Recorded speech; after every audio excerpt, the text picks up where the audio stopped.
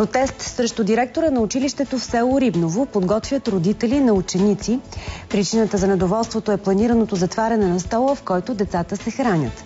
Според директорът Манчо Джуркин, обаче атаките срещу него са заради това, че не допуска децата да изучават ислям като задължителен предмет в училище. В Рибново обвиняват директора, че откакто преди 2 месеца е застанал начело на училището, то не се ръководи правилно и се разпада. Няма дисциплина. Разградено, като кошера. Училище върви на гибел. Тежко и горко на нашите деца. Пълна разтория. Пълна. Директорът направи стол, нов, удобно, всичко сега го затваря. Именно съдбата на стола, в който децата се хранят, е причината хората да поискат директора да напусне.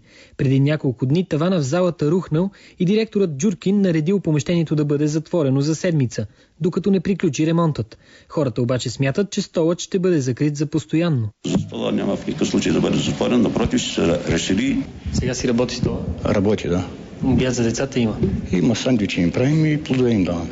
Манчо Джуркин е сигурен, че недоволството срещу него не е заради съдбата на училищния стол, а заради това, че като директор той не допуска в училище да се изучава предмет религия. Аз искам да растат децата с ясно българско самосъзнание. Нека да са мюсюлмани, но ние сме преди всичко част от този народ. Не може в първи клас дете да учи религия. Децата в училището не знаеха за протест срещу директора, въпреки че такъв е насрочен за понеделник. Тогава родители се заканват да не пуснат децата си на училище в знак на протест срещу Манчо Джуркин.